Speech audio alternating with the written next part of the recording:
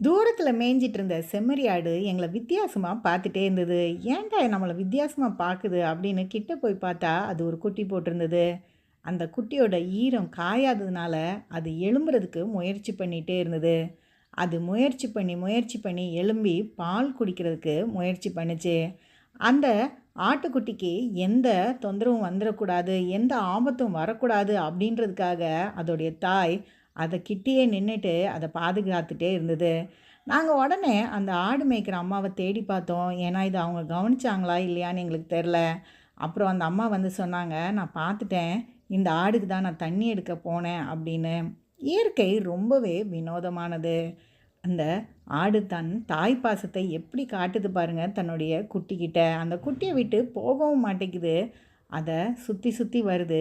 அதே மாதிரி ஆபத்து வருதான்னு பார்த்துக்கிட்டே இருக்குது. குட்டியும் முயற்சியை கைவிடலை.